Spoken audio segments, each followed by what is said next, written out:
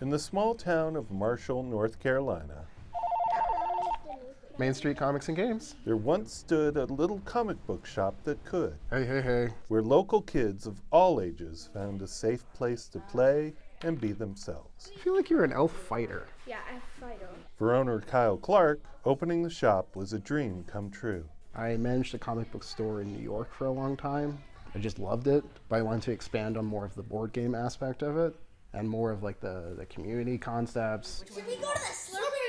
Junior D&D being the mainstay. That's where the green glow. To get started, the madness begins. You go down the one that you don't recognize. Yes! Yay!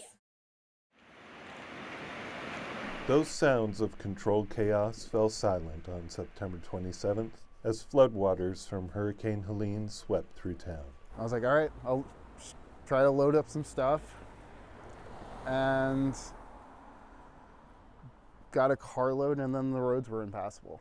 Water from the French Broad River, relentless. When we came down and got to see it, it looked like a bomb went off inside.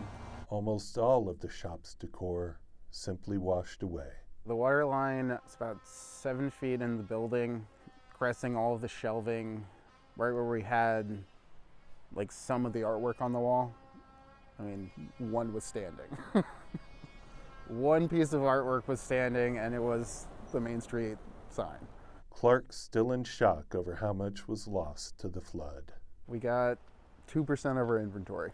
Everything else was trashed. The original art, that's a kick in the stomach. So this is the shop now.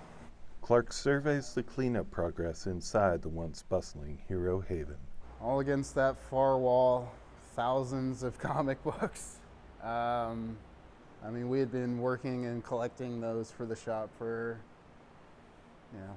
about 10 years. Emotions still raw over 2 months after the storm. Seeing all that time and energy and purpose just flood out is it's heartbreaking. When the time came to begin the rebuilding process, he faced another setback.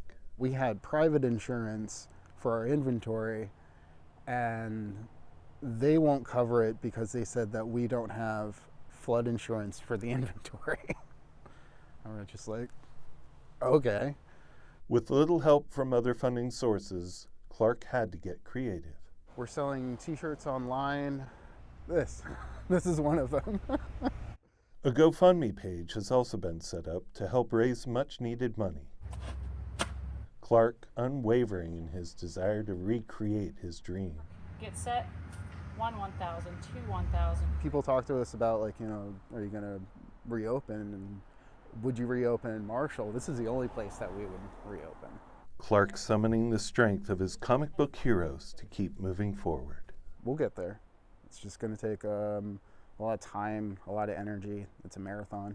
In Marshall, Yeah, we wouldn't want to be anywhere else. John Wellbeloved, News 13.